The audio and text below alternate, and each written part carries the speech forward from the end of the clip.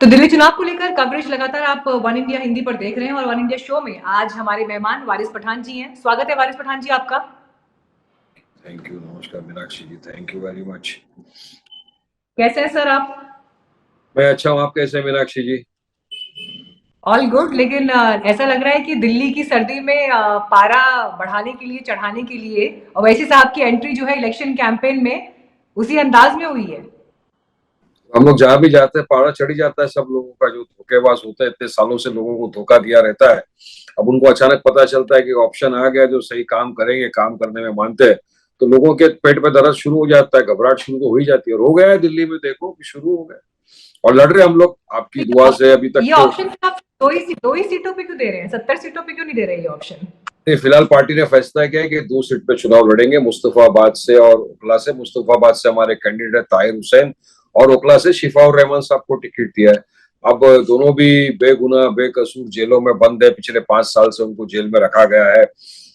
Trial भी complete नहीं हो रहा है उनका, और लोगों को ऐसा लगता है कि वाकई में दोनों ने काम किया था। बेगुनाह लोग जेल में, अब जो गुनहगार जेल से जो बाहर आए बेल पे, वो चुनाव लड़ सकते हैं। तो संविधान ने सबको अधिकार दिया और हमको यकीन है कि ओखला और मुस्तफाबाद दोनों से हमको बहुत अच्छी इस वक्त कामयाबी मिलेगी। हमको यकीन है इस वक्त, और लोगों का प्यार मोहब्बत तो आप देख ही रहे, और संविधान ने अधिकार दिया है चुनाव लड़ने का। मीनाक्षी जी आपको तो पता लेकिन है जब वारिस मैं पठान जी, हैरानी लेकिन इस बात पर होती है, मतलब आप तो खुद ही कानून के जानकार हैं, ओवैसी साहब कानून के जानकार हैं, लेकिन देश की अदालत पर भरोसा नहीं है क्या आपको?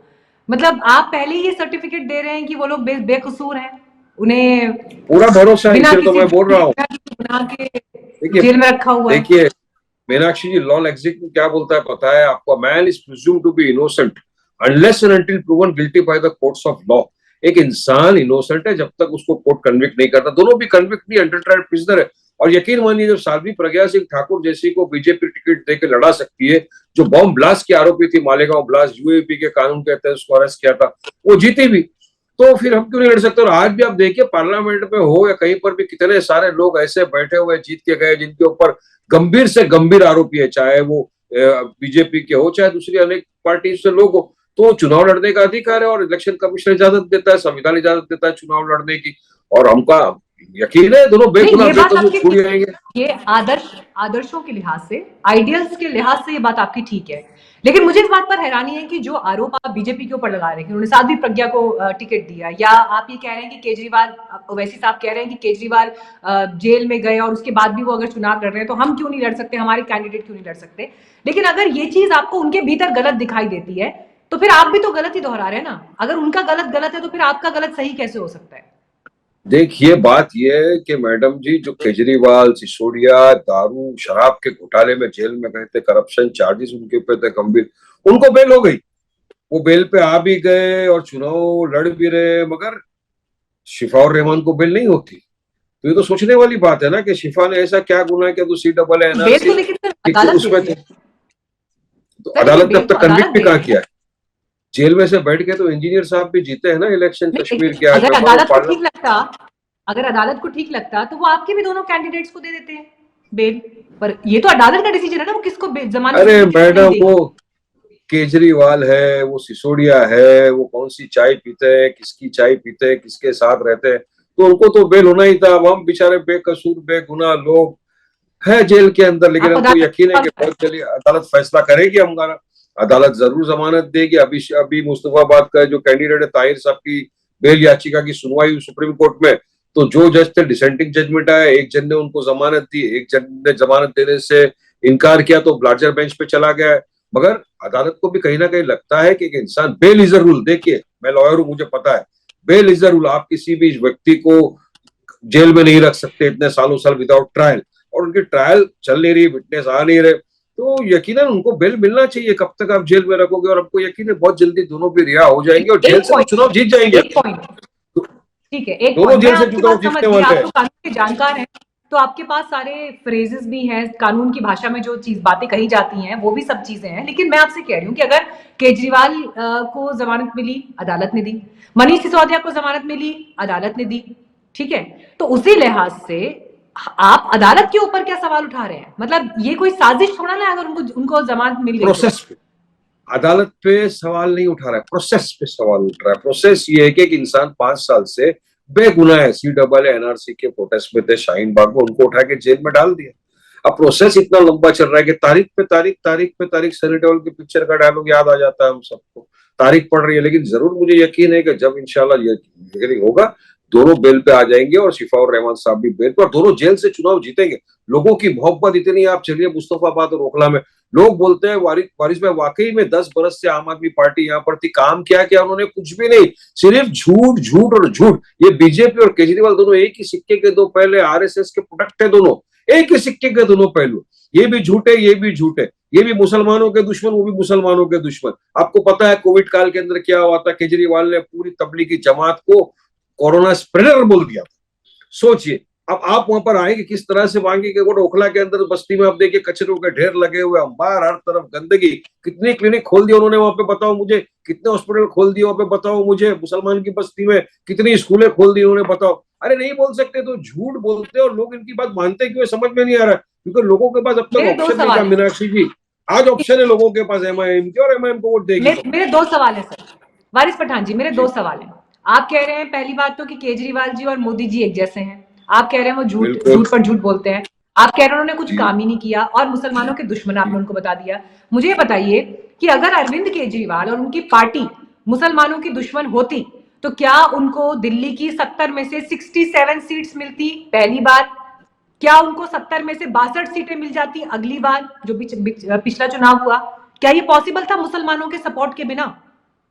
देखिए, झूठ इंसान एक बार बोलता है, 2 बार बोलता है, तीसरी बार लोग उसका झूठ पकड़ लेते हैं, झूठ की बुनियाद पे चुनाव जीतता है। और हम तो नहीं लड़े ना पहले चुनाव, हम लड़ रहे हैं इस मरतबा, ऑप्शन नहीं था पब्लिक के पास, किसको वोट देंगे?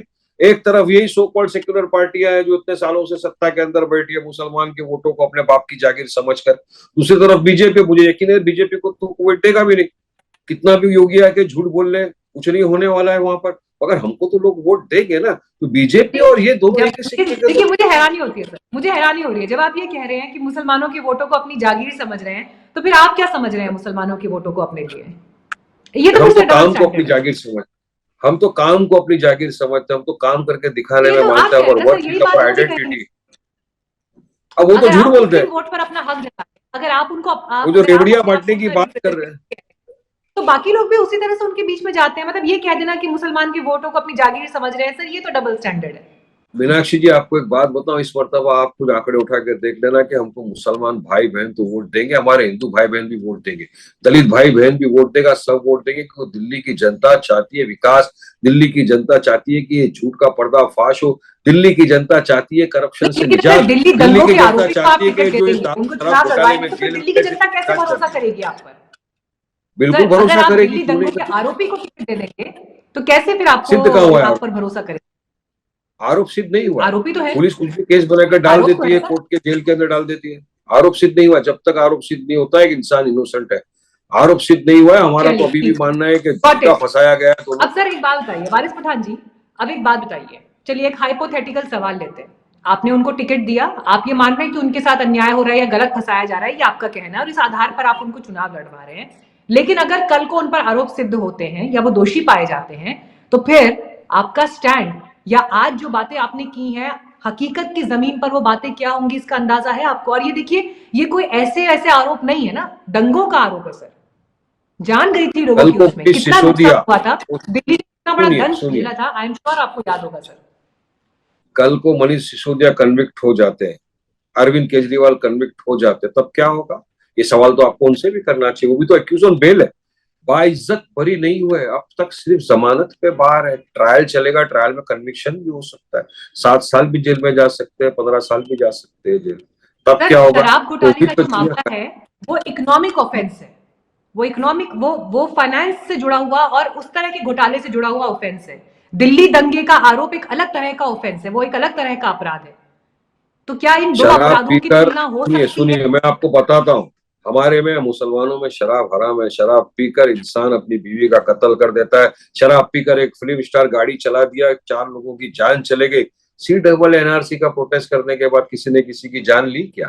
तो इनका अपराध तो उनके अपराध के सामने कुछ भी नहीं, और ये तो सिर्फ सरकार की नीतियों के खिलाफ थे, काले कानून के खिलाफ आवाज उठाई, संवैधानिक तौर से संविधान के दायरे में रहकर अपनी आवाज उठाई, क्या गलत किया? ये तो करप्शन है, घोटाला, पब्लिक पैसों का घोटाला, पर शराब घोटाला, लोगों को दारू पिला पिला के बर्बाद करने वाली मुहिम थी वो तो इससे खतरनाक मुजरिम है, उन पे तो सख्त से सख्त कार्रवाई होनी चाहिए। ये तो बेचारे सिर्फ एक सरकार के रिवेंज का हिस्सा बने, सरकार की रिवेंज की नीति इनको जेल डाला गया, बाकी क्या है इनके खिलाफ केस? चलिए बताइए, क्या CEE सरकार के खिलाफ प्रोटेस्ट करना गुनाह होगा? फ्रीडम ऑफ स्पीच, संविधान मुझे इजाजत देता है, देखिए संविधान की कॉपी मेरे पास है, संविधान मुझे इजाजत देता है freedom of speech. Freedom of speech an expression है, हम अपनी बात रखते हैं सरकार के खिलाफ, तो क्या उठा के आप जेल में डाल दोगे? और मुझे यकीन है मीनाक्षी जी, कुछ वक्त बाद आप मुझे फिर बुलाओगे, बोलोगे वारिस भाई आप सही थे, दोनों एक्यूज बेल पे रिहा हो गए, और जब केस चलेगा देखेंगे, और ये आके ओखला के अंदर और मुस्तफाबाद में काम करके दिखाएंगे जनता का, देखना, यकीन मानिए मेरी बात को आप।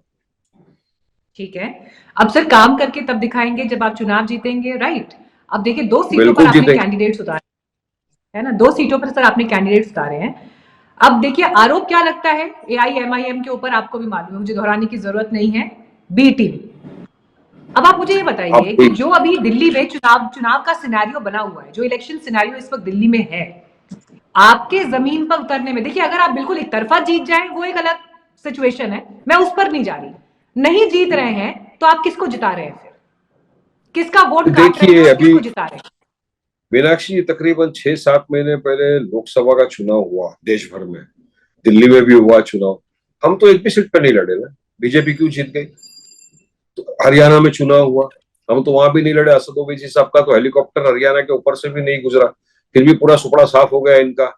मगर ये अपने अपने सेल्फ इंट्रोस्पेक्शन करने की जगह अपनी हार का ठिकरा दूसरे पर डाल देते हैं। अब हमको A से लेकर Z टीम बना दो, हमको कोई फर्क नहीं पड़ता, ये इनको आदत हो गई है ब्लेम गेम करना, लेकिन हमको पता है कि जनता के दिल दिमाग में क्या है, जनता को विकल्प चाहिए, ऑप्शन चाहिए, जनता काम करवाना चाहती है और हम काम करने में मानते हैं। तो ये बी टीम का टैक्स से कोई फर्क नहीं पड़ता, कांग्रेस भी लड़ रही है, आम आदमी भी लड़ रही है, हम भी लड़ रहे हैं, तो सब इनको लड़ने का अधिकार है, हमको लड़ने का अधिकार। आपने बड़ी अच्छी बात बोली है, आपने एक बड़ी अच्छी बात बोली कि जनता को हम विकल्प देना चाह रहे हैं। अब जब आप विकल्प की बात करते हैं वारिस खान जी, आपके पास विकल्प क्यों नहीं थे? उतारते किसी यंग मुस्लिम लीडर को जिसके पास आगे भविष्य के अभी 30 साल 40 साल की पॉलिटिक्स का ऑप्शन और है, एक यंग लीडर को उतारते जिसके ऊपर एक आरोप नहीं है, एक यंग लड़के को निकालकर, लड़के या लड़की मैं तो दोनों की बात कर रही हूँ, जिनको लेकर आते, जो पढ़ के आए हैं एक शानदार यूनिवर्सिटी से, कॉलेज से, जिनके पास सपने हैं, ड्रीम्स हैं, क्यों आपको बिन चुनकर वही 2 लोग मिलते हैं जिनके ऊपर गंभीर आरोप है?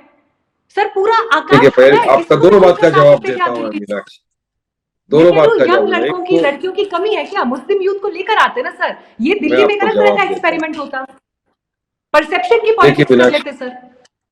बात ये है, अगर 2 सीट पे लड़े तो सवाल होता है 2 पे क्यों लड़े, 10 पे लड़ते तो बोले 10 पे क्यों लड़े, 20 पे लड़ते तो 20 पे क्यों लड़े, तो क्या मीडिया को पूछते तो नहीं लड़ना? जो आपने 2 कैंडिडेट चुने हैं, मैं कह रही हूँ उन 2 की बजाय आप ले आते किसी DU से पढ़े हुए किसी लड़के को ले आते, दोनों वक्त के मारे हैं, मिलिया से पढ़े हुए किसी लड़के को ले आते, लड़की को ले आते सर। दोनों वक्त के मारे हैं, दोनों सरकार के रिवेंज के वजह से गलत तरीके से फंसाए गए हैं, और दोनों बेकसूर बेगुनाह जेलों में बंद है, दोनों के साथ पूरे लोगों की सिंपैथी है, दोनों के साथ पूरी आवाम है, क्योंकि देखिए हमेशा बेगुनाह बेकसूर के साथ लोग खड़े रहेंगे, एक भ्रष्टाचारी केजरीवाल जैसे के साथ लोग खड़े नहीं होंगे तो शराब घोटाले के अंदर इन्वॉल्व है, तो हमारे साथ मेरा ओपिनियन ना आपके ओपिनियन से डिफर कर सकता है अभी इस वक्त, है ना, लेकिन मैं उस बात पर भी नहीं जाती, मैं आपको ये कह रही हूँ सर कि आपको ऐसा क्यों लगता है कि अगर आप दिल्ली यूनिवर्सिटी के पढ़े हुए किसी मुस्लिम लड़के को लेकर आते या किसी मुस्लिम लड़की को लेकर आते और यहाँ इस सीट से उतार देते, जामिया मिलिया से पढ़े हुए किसी बच्चे को लेकर आते, और मैं बता रही हूँ अगर ऐसे ऐसे बच्चे वहां पढ़ रहे हैं जिनके संघर्ष की कहानी दिल्ली की जनता अगर सुनती, उससे रेजोनेट करती, उससे एसोसिएट करती और उनके साथ जुड़ती, और कोई इमेज पर दाग नहीं होता, मतलब मैं ये कह रही हूँ कि एक जो हम कहते हैं ना कि स्वच्छ राजनीति की कहीं से तो शुरुआत हो, कोई तो करे, कहीं से तो बात बढ़े। आपके पास अवसर था सर, वो अवसर गवा दिया आप लोगों ने, 2 ही सीटों पर लड़ाना था, तो ऐसे बच्चों को उतारते। मतलब मैं कह रही हूँ कि आप बीजेपी, कांग्रेस और आम आदमी पार्टी को आईना दिखा देते कि बॉस देखो ये होता है, ये होते हैं कैंडिडेट्स, हमने उतारा है, असद साहब ने उतारा है। बिल्कुल बिल्कुल हमने आईना दिखाया। मुझे बताओ, बीजेपी ने कपिल मिश्रा को टिकट दिया है दिल्ली दंगे का, तो वो मेन मास्टर माइंड है, उसकी वजह से दिल्ली में दंगा हुआ, इतने लोगों की जान चली गई, उसको टिकट क्यों नहीं दिया? बीजेपी को कभी सवाल करोगे कि आप कोई पढ़े लिखे लोगों को दो? बीजेपी ने इतने सारे लोगों को टिकट दिया जिसमें कितने लोगों के ऊपर मेरे पास फिलहाल डाटा नहीं है, कि कितने लोगों पे गंभीर से गंभीर आरोप अब और देखिए केस। हुआ ये है ना कि आपको आप पता है आए वो? हैं मेरे साथ 1 टू 1 हाँ, बातचीत के लिए। अब अगर आप बीजेपी को गेस्ट को बुलाने देते तो फिर ये बात आप दोनों के बीच होती। लेकिन चलिए मैं तो ये कह रही वो हूँ कि अगर अरे आपको वो लोगों सच पे सुनते सवाल नहीं है उठाने ना, प्रॉब्लम ये है, वो सच्चाई को सुनने नहीं चाहते, वो बीच बीच में काटते, बीच बीच में नहीं, बट टोकते, मैं जाके आपको ये आपको कह और रही हूँ मेरा कि अगर आप ये कह डाइवर्ट रहे हैं हो। कि उन्होंने कपिल मिश्रा को टिकट दे दिया, तो चलिए अगर वो आपकी नजर में गलत है, अगर बीजेपी का ये फैसला गलत है कि वो कपिल मिश्रा को टिकट दे रहा है, तो फिर आपको भी तो नहीं देना चाहिए था ना। आप ही कम से कम बदलाव की शुरुआत कर लेते। मैं कह रही हूँ सर, दिल्ली में किसी ऐसे लड़के को क्या उठा बुराई देते, है? किसी ऐसी लड़की को एक उठा देते मेरा जो सवाल, एक आम मुस्लिम डायरेक्ट फैमिली जवाब, का रिप्रेजेंटेशन। आपकी बातों का डायरेक्ट जवाब, क्या खराबी है दोनों में, चलिए बताइए। चाहे शिफाउर रहमान हो, चाहे ताहिर हुसैन हो, क्या रेपिस्ट है? क्या शराबी है? क्या इन्होंने देश का घपला करके भाग गए थे देश में, जो देश के अंदर आए? दिल्ली अरे दंगों ये का सिर्फ आरोप है। सरकार का झूठा वो दिल्ली दंगों फंसाया का उन्हें आरोप है दोनों। सर। आरोप ये सिर्फ सर हुए आपका नहीं है, पॉइंट ऑफ व्यू हो आरोप सकता तो किसी है, में भी लगा लेकिन देखिए सकते हैं हम। जब तक अरे आरोप तो केजरीवाल पे मैं भी है, तो पर ये बेल कह पे रही हूँ बाहर आ कि गए आपको हैं। 2 सीटों पर कैंडिडेट उतारने थे, लेकिन उन 2 सीटों पर पूरी दिल्ली में आपको कोई और मुसलमान लड़का या मुसलमान मुस्लिम लड़की नहीं मिली यार। पूरी 2 सीटों पर आपको कोई और लड़का और लड़की नहीं मिले। फिलहाल तो दो पे लड़ रहे हैं, इब्तिदा इश्क होता है कि आगे आगे देखिए मीनाक्षी जी होता है क्या। अभी दो पे जीतेंगे लड़के, और उसके बाद अगले इलेक्शन में आपके साथ बात करेंगे कितनी सीट लड़ेंगे, ये भी आपके सामने आ जाए। शुरुआत तो करना चाहिए ना, एक बगीचे में 2 फूल उगेगा, बाद में एक पूरा बात बगीचा बताऊं फूलों वारिस से पठान भर जी, जाएगा। 1 2 हाँ, ठीक है। आज देखिए हम तो डिजिटल प्लेटफॉर्म पर हम टीवी वाले अंदाज में बात नहीं करते। हमारी कोशिश है कि हम एक अलग तरह की कंटेंट और बातचीत लोगों के बीच लेकर जाएं। जी जी। लेकिन अमूमन आप जिस अंदाज के लिए जाने जाते हैं टीवी की डिबेट्स पे, मैं एक चीज देख सकती हूँ कि आप बेशक इसको ऑन एयर ना बोले, लेकिन मैं आपके चेहरे पर ये भाव पढ़ सकती हूँ जो बात मैंने आपको की है कि क्या पूरी दिल्ली में कोई और लड़का दिल्ली यूनिवर्सिटी से पढ़ा हुआ, जामिया से पढ़ा हुआ या किसी और कॉलेज या यूनिवर्सिटी से पढ़ा हुआ, क्या उसको टिकट मिल जाता तो इलेक्शन की सूरत नहीं बदल जाती। एंड आई एम श्योर कि इस डिबेट का हिस्सा शायद असद साहब के पास भी हो सकता है, घूमते फिरते पहुंच जाए, और मुझे लगता है कि जाएगा तो आप लोगों को एक चिंतन जरूर पहुंचाएंगे। इस पर डेफिनेटली करना चाहिए। नहीं नहीं नहीं, बिल्कुल। बहुत दिल्ली में माशाल्लाह बहुत अच्छे लोग हैं, बहुत पढ़े लिखे लोग हैं, बहुत विद्वान हैं, बहुत शरीफ है, और उन लोगों के अंदर दो हमने भी चुना है, एक ताहिर हुसैन को और एक शिफाउर रहमान को चुना है हमने। नहीं, आप लेकिन क्यों जिनकी उनको आपने अलग बात की करते हो उनको दूसरों टिकट, से? वो पॉलिटिक्स में नहीं आ सबको पाते। टिकट नहीं दे सकते ना, पूरी दिल्ली में इतने सारे लोग हैं, टिकट नहीं दे सकते। आपका अगर दिल माने तो आप भी आइए, आपको भी टिकट देंगे, लड़ाएंगे और जिताएंगे आपको दिल्ली से। आप भी पहले बोल दिए तो नहीं, आपको भी आई टिकट एम दे very happy in my place right now. I am very देंगे। हैप्पी इन आपको माय भी जिता प्लेस, दे। asking questions, trying to get answers, and even if I'm not able या to get answers, at least there is a picture that is lighter going movement, going ahead, so I'm अच्छा happy साला about it। Lighter movement. अभी एक आपका चीज और portal है बताइए तो सर, मैंने भी सोचा। असदुद्दीन ओवैसी साहब ने अपनी स्पीच में ये भी कहा कि शाहीन बाग में मैं चल रहा हूं तो मुझ पर फूल बरस रहे हैं, तुम चलोगे तो चप्पल बरसेगी। क्यों कहा उन्होंने ऐसा? क्यों बरसेगी बिल्कुल, चप्पल? आवाम में आक्रोश, आवाम में गुस्सा है केजरीवाल और दूसरी पार्टियों के खिलाफ। और असद साहब का देखिए कितनी मोहब्बत है, फूल बरसा है। लोगों का कहना बहारो फूल बरसाओ मेरा महबूब आया, अब ये जाएंगे तो बहारो चप्पल बरसाओ, ये करप्ट आदमी आया है, धोखेबाज आया है, झूठा आया है, ऐसी बात चलेगी वहां पर। तो असद साहब ने वाकई में, लोगों ने बहुत मोहब्बत दी है, और मोहब्बत के साथ तो वोट भी देंगे लोग, और हमारी दुआ है इंशाल्लाह आपको कामयाबी मिल जाएगी मीनाक्षी जी इस वक्त, दिल्ली से खाता अब खुलेगा। देखिए पॉलिटिकली अपने ओपोनेंट के बारे में कुछ कहना या उनको आरोपों में घेरना एक अलग बात होती है, लेकिन जब हम ये देख रहे हैं कि अगर हम पॉलिटिकल करियर और पॉलिटिकल सक्सेस के आईने में देखें तो असद साहब का जो स्टैचर है, और उस लिहाज से अरविंद केजरीवाल, मतलब जितने कम समय में उनकी पार्टी आई है, दिल्ली में उन्होंने 3 बार अपनी सरकार बनाई, चीफ मिनिस्टर बने, पंजाब में सरकार बना ली, राज्यसभा में उनकी संख्या बढ़ गई, नेशनल पार्टी का दर्जा मिल गया। तो आपको नहीं लगता कि कुछ तो उन्होंने काम किया होगा राजनीतिक दुनिया में? कुछ तो उनकी जो पोजीशनिंग है, ऐसे ही तो जनता ने उनको सब नहीं सौंप दिया होगा ना सर। आप कह रहे हैं कि देखिए बिल्कुल हमारी अगर पार्टी जूते मारे तेलंगाना जाने के से, लायक अगर ऐसी जी, भाषा का प्रयोग हो रहा है, तो आप बिल्कुल ही इग्नोर कर रहे हैं उनके किसी भी काम को। आप कभी तेलंगाना में आकर देखिए, हमारे भी 7 MLA है, MLC है, असद साहब खुद वहाँ के मेंबर ऑफ पार्लियामेंट है, 5वीं मरतबा, अकबर साहब 6ठी मरतबा बने हैं। काम देखिए, हमारा स्कूल कॉलेज ओबीसी हॉस्पिटल सब कुछ है। तो काम तो हमने भी बहुत सारा किया। अब देश भर में हम लोग काफी स्टेट्स के अंदर चुनाव लड़ते हैं। अब चुनाव लड़ते हैं, हार जीत तो फैसला ऊपर वाले के हाथ में, जनता वोट देती है, कभी नहीं देती है, मगर हमको यकीन है आज नहीं तो कल हमारी पार्टी को एक मकाम मिलेगा और हम आगे इंशाल्लाह जीतेंगे। देखिए हमने पहले से कहा है कि हमें बीज बो रहे हैं, सच्चाई का, ईमानदारी का बीज बो रहे हैं, हक और इंसाफ की लड़ाई है। आज ये बीज बन के फल होगा, लोग आएंगे और वाकई में एक ना एक दिन लोगों को समझ में आएगा कि असद ओवैसी साहब की जो चलिए, पार्टी है अच्छा मुझे मजलिस ये इत्तेहादुल बताइए, उम्मत को अगर जिताएगी। अगर ओखला और मुस्तफाबाद इन दोनों ही सीटों से आपके कैंडिडेट अगर हार जाते हैं और उनको नहीं मिलते वोट्स या जमानत ही जब्त जाती है, मैं ये एक हाइपोथेटिकल सिचुएशन चलिए आपके सामने रख रही हूँ क्योंकि अभी तो नतीजे आए नहीं, तो फिर क्या ये माना जाए कि जिस नैरेटिव के साथ आपने उनको मैदान में उतारा था वो पूरी तरह से फेल हुआ? नहीं, देखिए जनता जनार्दन है, जनता का मैंडेट है, जनता चाहे उसको जीताए, जनता चाहे उसको हराए, जनता चाहे उसको वोट दे दे। अब हम हार के भागने वालों में से नहीं है, हार जीत लगी रहती है, मगर हम हारे के काम करेंगे, अपने मूव्स को मजबूत करेंगे। आगे भी तो चुनाव है ना, आगे भी कॉर्पोरेशन का दिल्ली में चुनाव है। ऑलरेडी सिर्फ त्रिकोणीय मुकाबला चल रहा है, बीजेपी है, जी आप जी है, कांग्रेस है। अब उसमें जिस तरह से एआईएमआईएम आई है, मायावती भी चुनाव लड़ रही है, तो फिर ये टिकट जो वोट्स है वो तो कटेंगे ही ना सर। और वोटों का ये बंटवारा देखिए, किसको फायदा अब पहुंचाएगा? ये दो पार्टी इनडायरेक्ट जो फायदा तो थी इसका सब मैं आपको सभी कह बताता रहे हैं हूँ। ना कि बीजेपी को पहुंचाएंगे आप लोग। नहीं नहीं, 6 महीने पहले इंडी गठबंधन बन गया, महाराष्ट्र में चुनाव हुआ, तब आम आदमी पार्टी के लिए राहुल गांधी बहुत अच्छे आदमी थे, बहुत नेक दिल, बहुत साफ इंसान थे। दिल्ली का चुनाव हुआ, राहुल गांधी खराब हो गए।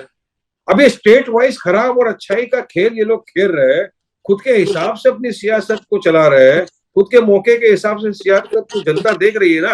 आज राहुल गांधी पूरा दिखा रहे, देखो पेरिस का नजारा, पूरी तरह से केजरीवाल को एक्सपोज वो करते जा रहे हैं, जबकि महाराष्ट्र में तो केजरीवाल के बड़े हमदर्द बने हुए थे, दोनों में प्यार, इश्क और मोहब्बत था। अब यहाँ पे नफरत नफरत नफरत हो गया, दोनों एक दूसरे के ओरिजिनल जो चीजें वो लोगों के सामने दिखा रहे। तो ये जनता समझदार हो गई है, यहाँ हकीकत खुल रही है। आप 6 महीना किसी के साथ गले में हाथ डाल के थे और आज आपको पता चला नहीं वो हाथ मैंने रॉन्ग आदमी के गले में डाला था, मैं सही चीज लोगों के सामने दिखा रहा हूँ। वही दोनों कर रहे हैं और जनता देख रही है, इसलिए जनता बोलेगी दोनों गलत, तीनों गलत, ना मैं ना तू, तो फिर है तीसरा कौन? तीसरा मजलिस इत्तेहादुल मुस्लिमीन को वोट गिरे। इस बार लोग जीतेंगे, देखिए मीनाक्षी जी आप, हमको इस बार दिल्ली से काफी भारी मात्रा में वोट मिलेंगे और हमारे को जीत मिलेगी। तो ये दोनों सीटें जीत रहे हैं